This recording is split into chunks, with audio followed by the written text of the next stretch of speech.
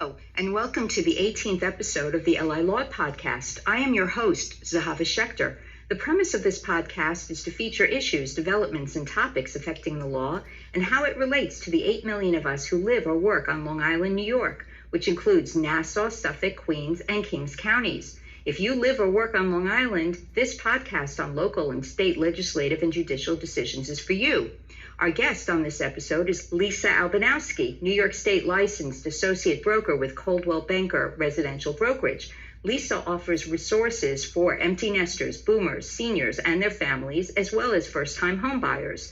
Lisa holds several real estate designations, including Seniors Real Estate Specialist, Certified Buyer's Representative, and Real Estate Short Sale Professional. Please check out the show notes for a full list of Lisa's credentials and contact information. Also, if you missed episode 6, when Lisa was also our guest, you will want to hear that informative and interesting episode.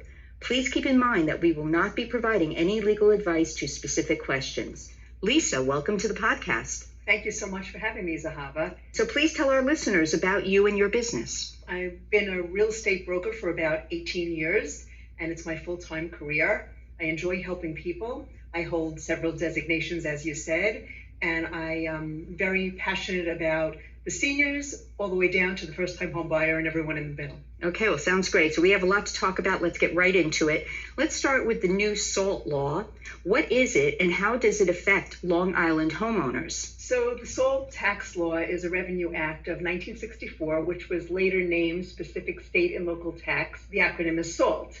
That could be deducted, which includes real estate and property tax, income and general sales tax. First, by allowing taxpayers the ability to deduct state and local taxes, taxpayers avoid being taxed twice on the same income.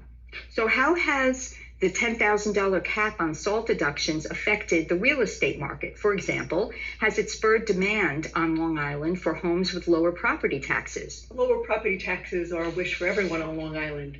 When I work with first-time home buyers, they are very concerned about the property taxes because it all goes into their monthly payment. Now with this $10,000 cap, they're all looking for taxes that are reflective of that. Meaning less than $10,000 by far, correct? Correct. So when we speak of lower-end houses or property taxes out east, we're still clearly talking about houses which many people would still consider quite expensive, often more than $1 million, correct? Correct. So how does this SALT deduction cap affect those East End houses? Well, the East End houses are either luxury, over $1 million, or properties that sometimes are used for second homes. So in my experience, I haven't seen people really be affected by that cap of $10,000 in that case. Except maybe for first-time home buyers. Absolutely. And with first-time home buyers and perhaps a lower demand for the higher tax properties out east, a perhaps unintended consequence is a lower revenue figure for the East End's Community Preservation Fund. Lisa, what is this fund and what is its mission? Well, the Community Preservation Fund is a bill that was reintroduced in Albany that would revive a proposal to increase a real estate transfer tax in the 5 East End towns with the intention of generating revenue to build affordable housing and provide assistance to first-time home buyers. And what is the effect on the regional real estate transfer tax as a result of the lower fees coming into the preservation fund? The regional real estate transfer tax would be amended to allow homes sold for less than $2 million to be eligible for exemptions. Home buyers would not be taxed on the first $350,000 of the value of a property, which is an increase from the current $250,000 exemption. And is that increase in the exemption in order to spur a demand for more East End properties by first-time home buyers? Absolutely. One idea for using the money is to make existing homes more affordable. First-time home buyers would be able to receive a low-interest loan, which would be repaid by the borrower only after the property is sold. Is there any other tax consequence as a result? Yes, and the tax relief from the town for up to 50% of the purchase price, which is limited to about $938,000 for a single-family home and $1.2 million for a multifamily home, would be under the State of New York Mortgage Agency. Lisa, let's move on to grieving taxes. Another perhaps unintended consequence, but one nonetheless of the SALT reduction, has to do with grieving taxes, whether village or county. We are now in October of 2019, fourth quarter, and with the receipt of the new school tax bill, I'm already thinking about grieving my property taxes in January. Lisa, do you think it's worthwhile to grieve property taxes? And if so, how does one do it? You should absolutely grieve your property taxes every year. It's easy to do if you have experience and you know how to pull up the comparables for your home. However, if you don't know how to do it, there are a lot of agencies that do that specifically. The company that does the grieving will not charge you up front. They will take 1/2 of the savings of whatever they can save you for their annual grievance. Well, in Nassau County, I know that some people have already heard back as to their grievance for the 2020-21 year. I have not. But I'm wondering, does it make sense for me to grieve my taxes in January of 2020 for the 22-23 year if I haven't even heard back yet as to the current year? I always tell people they should wait to see what their tax grievance allows them and then file for the following year. Don't forget, if you live in an incorporated village, you also need to apply for the grievance for the village. And they all have different dates. So check with your own village to find out when is the grievance time period. Okay, and I want to understand, Lisa, so a resident might have numerous grievance actions going, both for the county and for the specific village. Is that correct? Absolutely. Nassau, Suffolk County, as well as their incorporated village. Okay, a lot of work to do, and that's why these companies are so successful. So the Federal Reserve Board has twice lowered borrowing rates within the last 3 to 4 months, and that's led to some reductions in mortgage rates. I thought actually it would lead to a greater reduction, but do you see any change in this market? Has it become a buyer's market? It's not a buyer's market. In fact, it's continuing to be a seller's market. If a property is priced properly, then you will have multiple offers. And pricing a property properly is not what you think because of what you've put into the home. It's really about the comparables in your neighborhood for like and kind. And that's why you need a realtor who definitely knows his or her area of specialty, right, in order to price it properly. What happens if you don't price your property well? Well, what happens, I see, is that people will overprice their property and the property will sit on the market and then it becomes stale. And then they try to lower the price and it's sort of chasing the market. Do you think it's a good idea to purposely underplay the amount, meaning even if you have what you think is the right price, is it a good idea to price the property a little bit less to bring in perhaps more people? Well, that's a great question because there are two strategies of pricing a property. And one would be pricing it at the high end and cross your fingers and hope that it brings traffic and an offer. But the strategy I like best and I've been using over these last year and a half or so is really to price it on the lower end of the spectrum and allow people to come in and then bid up. And then you have a bidding war? Well, you can have a bidding war, and that's a whole nother topic. Okay, so let's move to the current status of the housing market. We're in October 2019 in both Nassau and Suffolk counties. Let's start with Nassau County. Where do we stand? So when you talk about Nassau County, there are listing status from August 2019. That's our last status. It takes a few months, like of a quarter, to get to the new stats. There were 1,476 listings that were new in August of 2019. And the average selling price was $691,680. That sounds very high, Lisa, doesn't it? It is. And the median selling price was $575,000. The increase has really gone up because the demand is there.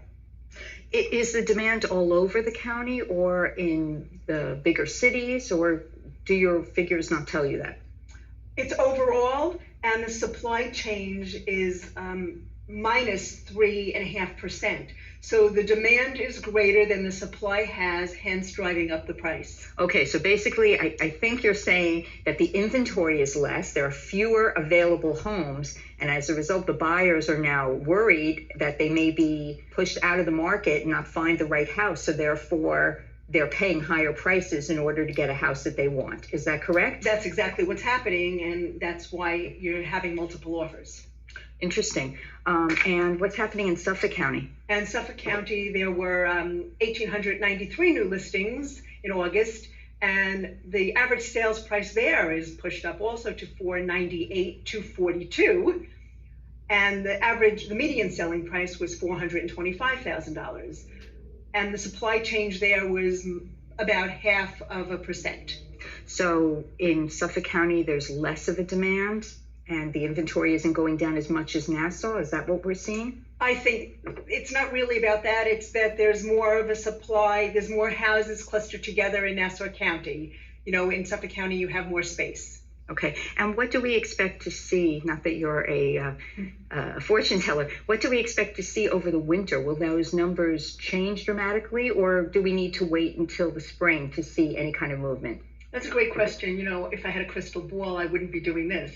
But, we always talk about the interest rate. And as the interest rate is continuing to stay low and drop, as it just did a little bit, the inventory is low and the demand is still high. So in the winter months, I see that it progressed the same way. Great. Okay, so let's talk about what I have seen described, especially in Newsday, as the millennial exodus, the wave of young adults leaving Long Island as property prices and taxes are beyond their financial reach. I know you specialize in seniors, Lisa, and also in first-time home buyers. I wonder how many millennials you see as purchasers, and if this is affecting their purchase or availability of affordable housing on the island. Millennials are typically staying home or coming back home if they want to be on Long Island and trying to develop their career so that they can get their down payment money. Are they the ones staying in the basements? They are. They're in the basement of their mom and dad's house. However, I do see that the millennials are interested in buying homes. However, they are joining together with friends and significant others that aren't necessarily married and purchasing homes together. And the reason they're doing that is because they cannot afford on their own to purchase, whether it's a co-op, a condo, or a house? Correct. Okay. Do you think that the likewise exodus of large corporate employers, including Grumman and Sperry, among others, is contributing to the increasing age of LI residents and the lack of available jobs and opportunities for these millennials?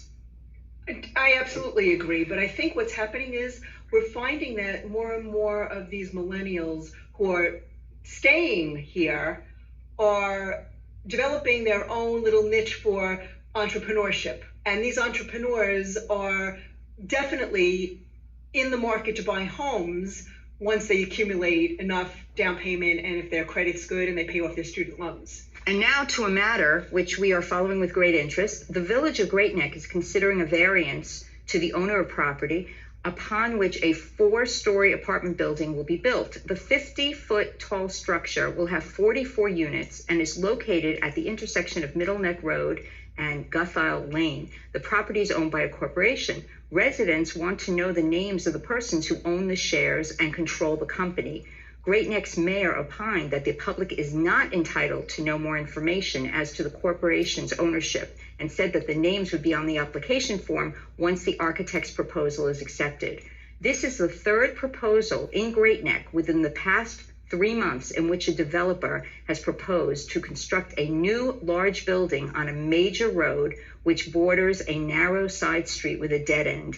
Lisa, do you think it matters who owns a building and whether it affects residents or property values? Personally, I think that people get too uptight about who the owner is. I think if the building serves a purpose, this is happening a lot in villages all throughout Nassau and Suffolk County, and as long as it's providing the residential need, then really, what's the difference? Okay, great. And is there anything else you want to add, Lisa? I just want to let people know that if they're interested in finding out what their property might be worth, then I will offer a no obligation, no fee market valuation. And also, that's for sellers, and for buyers, if someone is interested in a certain area and wants to contact you, is there a fee to them, whether to consult with you or even if they end up purchasing a property?